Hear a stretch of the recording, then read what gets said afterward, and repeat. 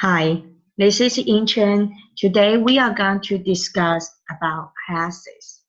And today, first of all, we are going to talk about what is classes.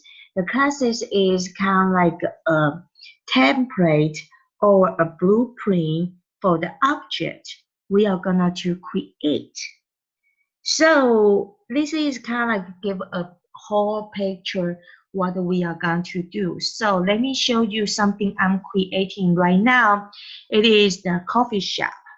So you can see I do have a coffee shop, and what going to involve with a coffee shop, I might need to have what type of coffee, and gonna to have what customer might order, the quantity, and what's the unit price will be. So on the easier on the blueprint, you will see this is gonna to be my classes, and my classes I'm going to have based on my user. I'm going to say, okay, I do have a type of coffee latte, customer order two, and each price is $2.50.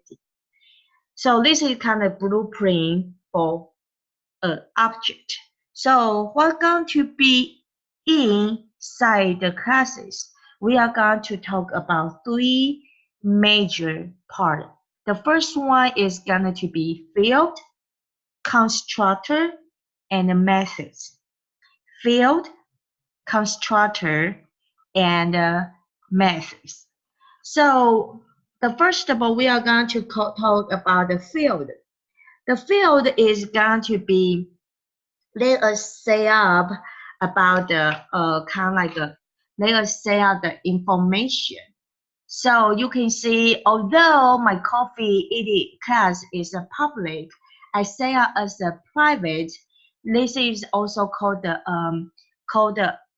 private, and the private is kind of like tell the system, tell the computer say only this instant variable only can be accessed within this class. Again, when we have a private, let's only mention about this instant variable can be accessed into the class. They are going to protect the other programmer maybe understand how to use our classes, and is also protect our information to be used can be used by other people you don't want to let modify. Now we are going to talk about the constructor.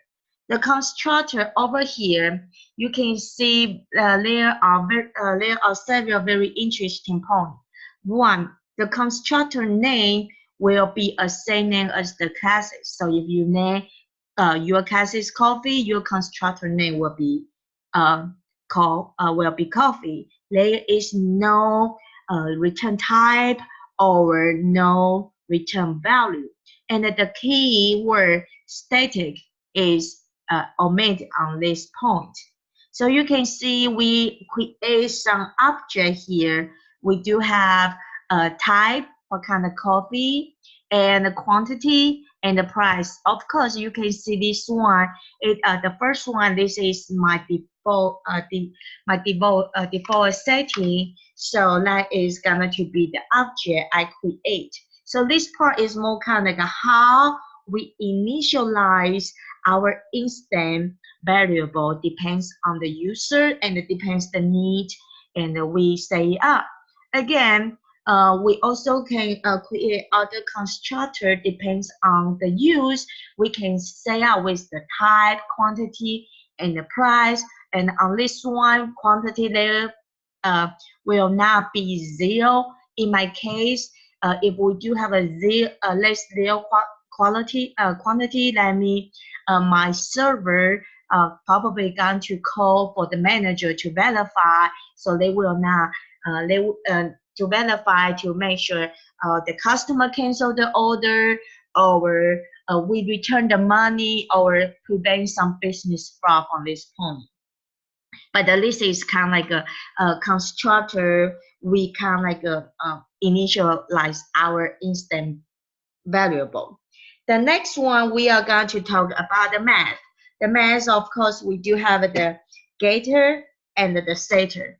And on the getter part, you can see the key point here. It is the key point. It is the we will get information. Since it is the getter by line name, we already know we are gonna to get the information from the classes. So that is why we can get it.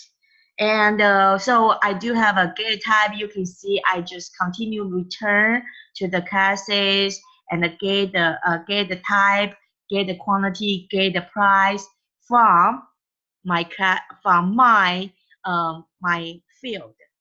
And after that, you will see I also try to get the amount, because this is the function to tell my sister to perform the calculation.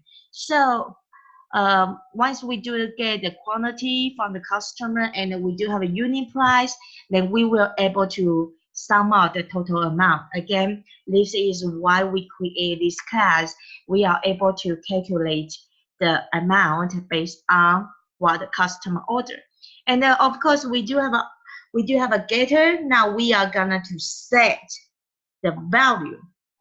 And the good thing for the set the value is the setter is allow the user to modify the instance variable, such as I can modify from the black coffee to latte to mocha. I can modify the quantity from 1 to 5 to 7, and I also can based on the type of a different coffee, I might charge them different price. So I do have a different price. So this function allow the user to modify the instance variable. Now to the end, we are going to talk about the string and the two-string math. And when we are doing the two-string math, this is the good thing is kind of we are able to override and display what gonna to be. So you can see when we are going to two-string, then they will get all the information from here. And this is why we do have a two-string. So we are going to override and we are going to do the other override math and to get our result from the instant value. Let's run my test and you can see how that works. Of course, I say a different coffee, A, B, C, and I have the default value mocha latte. I purposely put negative value, so we will see how that works.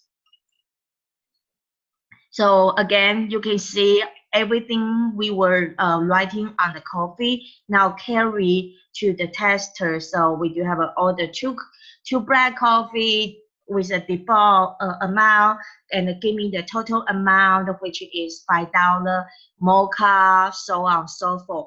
Interesting is on the last one is latte. It is the quantity. It is a -1. So it bring out my message. You say, hey, call the manager to verify the return and or the volume receipt.